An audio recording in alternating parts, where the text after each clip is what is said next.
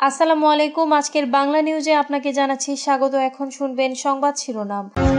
মধ্যপ্রাচ্যে কি বড় কোনো যুদ্ধের প্রস্তুতি নিচ্ছে হোয়াইট হাউস? একদিকে ইসরায়েলকে দেওয়া হচ্ছে শক্তিশালী অ্যাপাচি হেলিকপ্টার, অন্যদিকে সৌদি আরবে যাচ্ছে মার্কিন ক্ষেপণাস্ত্র। এই বিশাল অস্ত্র চুক্তির নেপথ্যে আসল লক্ষ্য কে? যে কোনো মুহূর্তে জ্বলে উঠতে পারে যুদ্ধের আগুন। মধ্যপ্রাচ্যে মার্কিন রণতরীর উপস্থিতি কি সরাসরি ইরানের ওপর হামলার ইঙ্গিত? টান টান উত্তেজনায় কাঁপছে গোটা বিশ্ব। কলকাতায় মর্মান্তিক অগ্নিকাণ্ড, উদ্ধার হল ২৫টি দেহাবশেষ। এই ভয়াবহ মৃত্যুর দায় কার? ঘটনায় উত্তাল রাজ্য রাজনীতি, মন্ত্রীর পদত্যাগের দাবিতে অনড় বিরোধী দল। ডোনাল্ড ট্রাম্প ও ইরানের মধ্যে বরফ গলতে শুরু করেছে। পর্দার আড়ালে কি কলকাঠি নাড়ছেন তুর্কি প্রেসিডেন্ট এরদোয়ান? বিশ্ব রাজনীতিতে বড় এক চমকের আভাস। মার্কিন রণতরী আর ঘাঁটিগুলো কি এখন কেবলই সহজ লক্ষ্যবস্তু? ইরানের সরাসরি হুঁশিয়ারি, মধ্যপ্রাচ্যের প্রতিটি মার্কিন সরঞ্জাম এখন তাদের ক্ষেপণাস্ত্রের নিশানায়। রক্তক্ষয়ী সংঘাত কি তবে অনিবার্য? ইরানের সঙ্গে চরম উত্তেজনার মধ্যেই গতকাল শুক্রবার ইসরায়েল ও সৌদি আরবের কাছে কয়েকশো কোটি ডলারের অস্ত্র বিক্রির অনুমোদন দিয়েছে যুক্তরাষ্ট্রের পররাষ্ট্র দপ্তর। মার্কিন পররাষ্ট্র দপ্তর জানিয়েছে, তারা ইসরায়েলের কাছে ৩৮০ কোটি ডলার মূল্যের ৩০টি অ্যাপাচি অ্যাট্যাক হেলিকপ্টার বিক্রির অনুমোদন দিয়েছে। এক বিবৃতিতে মার্কিন পররাষ্ট্র দপ্তর বলেছে, যুক্তরাষ্ট্র ইসরায়েলের নিরাপত্তার প্রতি প্রতিশ্রুতিবদ্ধ। ইসরায়েলকে শক্তিশালী এবং সদা প্রস্তুত আত্মরক্ষা সক্ষমতা তৈরি ও বজায় রাখতে সহায়তা করা মার্কিন জাতীয় স্বার্থের জন্য অত্যন্ত গুরুত্বপূর্ণ।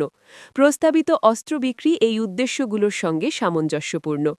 অস্ত্র বিক্রি চুক্তির আওতায় আরও রয়েছে ১৮০ কোটি ডলার মূল্যের জয়েন্ট লাইট ট্যাকটিক্যাল ভেহিকল, অর্থাৎ আধুনিক সাজোয়া ও বহুমুখী হালকা সামরিক যান।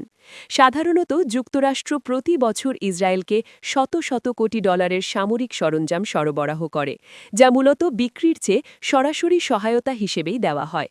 একই সময়ে সৌদি আরবের জন্য ৯০০ কোটি ডলার মূল্যের ৭৩০টি পেট্রিয়ট ক্ষেপণাস্ত্র বিক্রির অনুমোদন দিয়েছে মার্কিন পররাষ্ট্র দপ্তর। এসব ক্ষেপণাস্ত্র মূলত আকাশপথে যে কোনো ধরনের হামলা প্রতিরোধে ব্যবহৃত হয়। ইসরায়েল ও ফিলিস্তিনি স্বাধীনতাকামী সংগঠন হামাস গত অক্টোবরে যুক্তরাষ্ট্রের মধ্যস্থতায় একটি যুদ্ধবিরতিতে পৌঁছেছিল, যা গাজায় ২ বছর ধরে চলা যুদ্ধের গতি কমিয়েছে। তবে মধ্যপ্রাচ্যের বিভিন্ন এলাকায় উত্তেজনা এখনও তুঙ্গে। যুক্তরাষ্ট্র ইতিমধ্যে ইরানের নিকটবর্তী জলসীমায় বিশাল সামরিক বহর মোতায়েন করেছে। গত বছর ইরানের পারমাণবিক ও সামরিক স্থাপনায় বড় ধরনের বোমা হামলা চালিয়েছিল ইসরায়েল।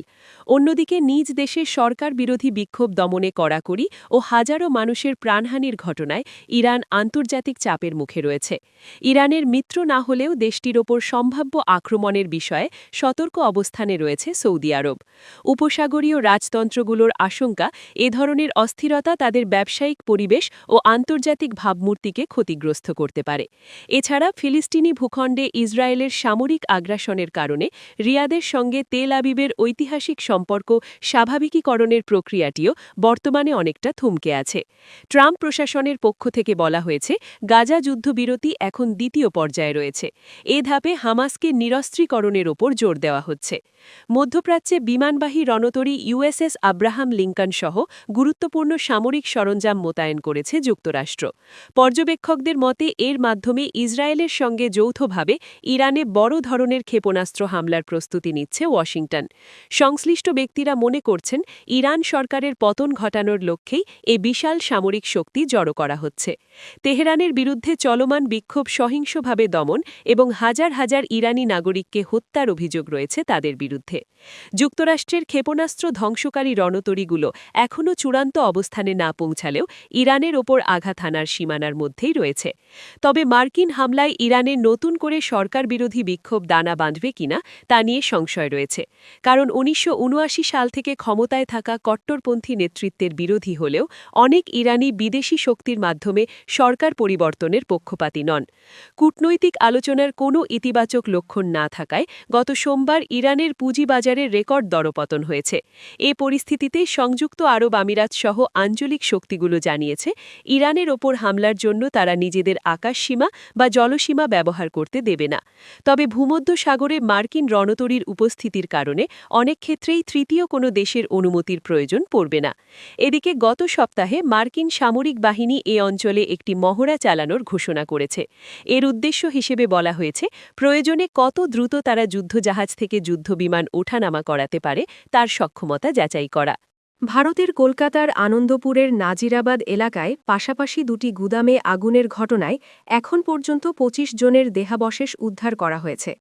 পরিচয় শনাক্তে উদ্ধার করা দেহাবশেষ পরীক্ষা নিরীক্ষার জন্য পাঠানো হয়েছে। এদিকে এই ভয়াবহ অগ্নিকাণ্ড ও প্রাণহানির ঘটনার প্রতিবাদে শুক্রবার কলকাতার গড়িয়ার থেকে নরেন্দ্রপুর থানা পর্যন্ত মিছিল করেছে ভারতীয় জনতা পার্টি বা বিজেপি। এতে নেতৃত্ব দিয়েছেন পশ্চিমবঙ্গের বিরোধী দলের নেতা ও বিজেপির বিধায়ক শুভেন্দু অধিকারী। কলকাতা হাইকোর্টের আদেশ নিয়ে এই মিছিলের আয়োজন করে বিজেপি। নাজিরাবাদের এই ঘটনার জন্য রাজ্য সরকারের বিরুদ্ধে অভিযোগ তুলে দমকল মন্ত্রী সুজিত বসুর পদত্যাগ দাবি করেন শুভেন্দু। তিনি বলেন, ওই বেআইনি গুদামে ব্যবসা করার জন্য দমকল বিভাগের কোনো অনুমতি ছিল না। শুভেন্দু নিহত প্রত্যেক ব্যক্তির পরিবারকে ৫০ লাখ রুপি করে ক্ষতিপূরণ দেওয়ার দাবি জানান।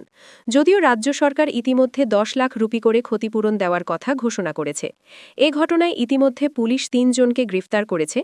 এদিকে পশ্চিমবঙ্গের রাজ্যপাল সিভি আনন্দ বোস শুক্রবার দুর্ঘটনাস্থল পরিদর্শন করেছেন। তিনি শোকসন্তপ্ত পরিবারের জন্য সমবেদনা জানান।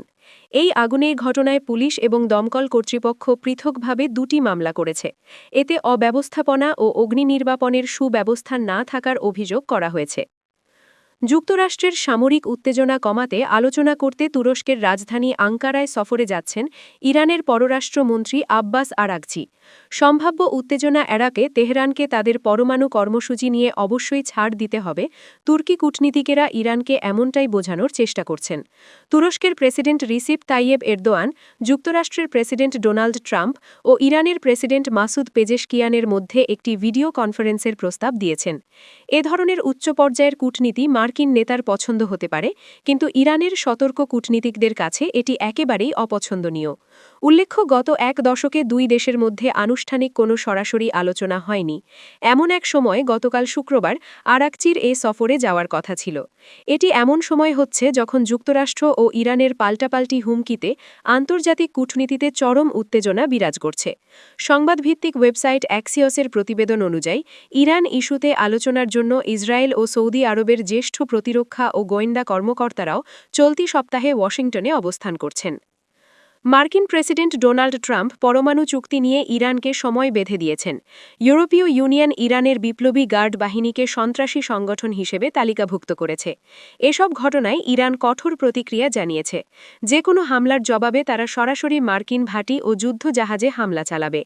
ইরানের সামরিক মুখপাত্র ব্রিগেডিয়ার জেনারেল মোহাম্মদ আকরামিনিয়া দেশটির রাষ্ট্রীয় টেলিভিশনকে বলেন, মার্কিন যুদ্ধজাহাজগুলোর অনেক দুর্বলতা আছে। এছাড়া উপসাগরীয় অঞ্চলে থাকা অসংখ্য মার্কিন সামরিক সরঞ্জাম ইরানের মাঝারি পাল্লার মিসাইলের আওতার মধ্যেই রয়েছে।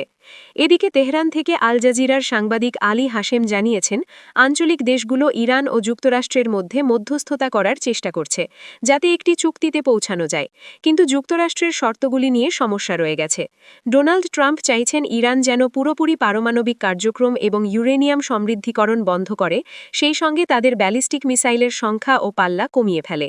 এসব বিষয়ে ইরানের জন্য রেড লাইন বা চরম সীমা, যা তারা কোনোভাবেই মানতে রাজি নয়। ফলে দুই পক্ষ আলোচনার কথা বললেও তাদের শর্তের মধ্যে বিশাল ব্যবধান রয়েছে।